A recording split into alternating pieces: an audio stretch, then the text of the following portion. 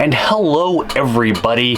We got a question on our Facebook page, the page, not the group, from Cheryl, who has a DSLR, just a traditional single lens reflex camera. And she knows that we have a mirrorless camera, and she wants to know what she would be gaining and also kind of getting rid of if she were to go the mirrorless route, just like us. So I love talking about cameras. I love my mirrorless camera system. So in this video, I'm going to talk about that. Let's go.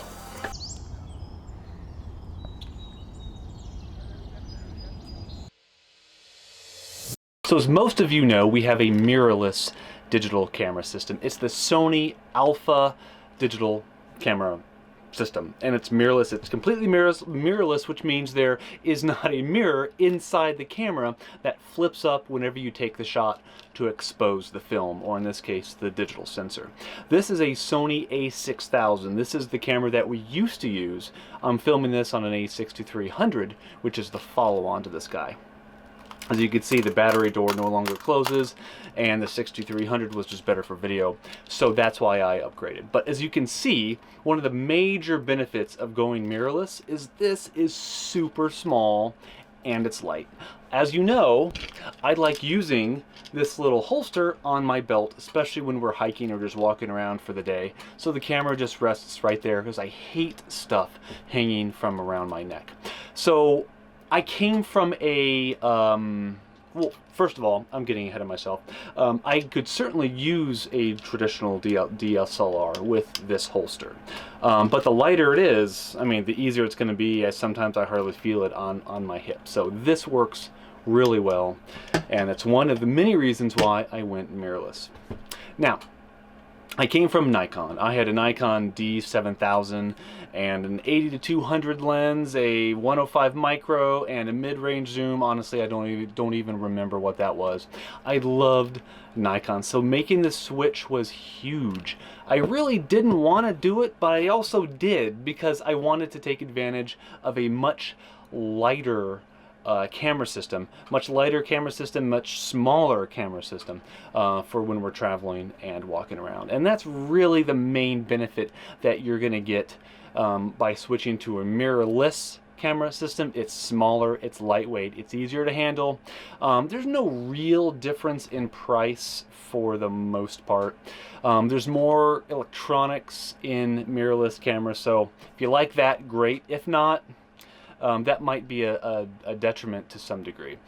And that brings me to my main dislike, I guess, of the Sony Alpha camera system specifically. I don't know if all mirrorless cameras do this, but there's a lag when I turn on the camera, and I've missed a couple shots. It doesn't happen all the time, but I've missed a couple shots because of that 2 or 3 second lag. When I turned on my Nikon before, it was instantly on. I turned it on, it was ready to go when I was shooting. But with the Sony Alpha system, there's like a 2, 3, 4 second lag before the camera's actually ready to allow me to take video or shoot photography. So there is that you just kind of have to, I don't know, get used to, or just not have a problem with. The other thing that you'll be giving up is just the ruggedness, and this could come in time as mirrorless continues to make more of an impact in the marketplace. Different manufacturers might come out with more rugged cameras.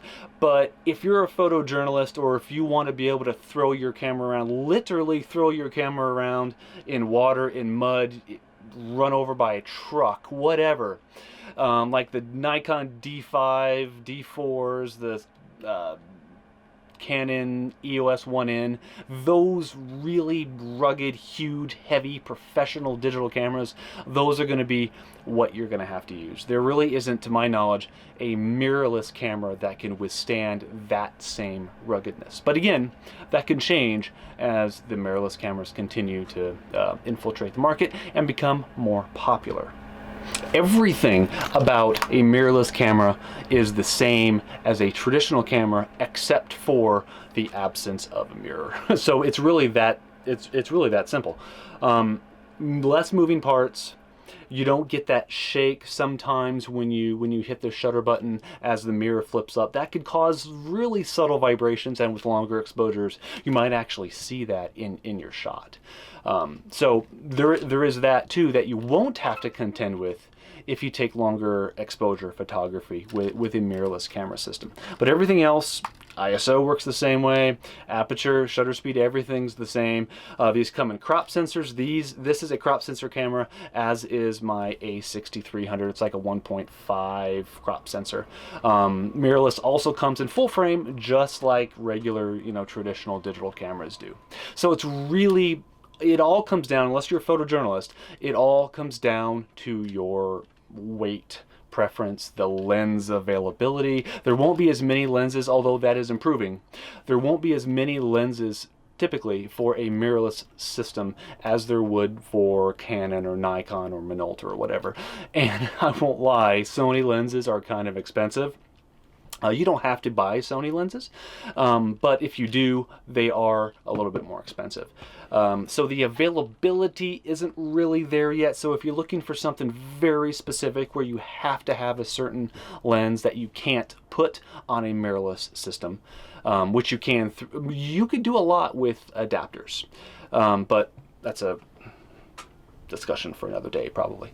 But that is a very real downfall of mirrorless. You're just going to find fewer lenses in general when you compare it directly to the traditional DSLR counterpart. And I guess that's really about it. I don't know what else to say. There may be other, I mean, if you have a follow-up question, please feel free to ask and I will answer it in the comments below, or if it's important enough or detailed enough, I might make another video. I will say that the Sony A6300 is by far the fastest camera I have ever used, because there's no mirror. You don't have to, I mean, that it makes the camera that much faster because there's fewer moving parts. So I could just rapid fire photos, and it has a pretty good hit rate regarding focus. So I am really, really happy overall with my Sony Alpha mirrorless camera system. I would definitely do it again if I had the opportunity to do so. So that's it. Hope this was helpful, Cheryl, and everybody else out there who might actually be interested in talking photography. I am always interested, as you know. I feel like I've rambled, but hopefully some of that made sense. That's it, and I guess we'll see you next time.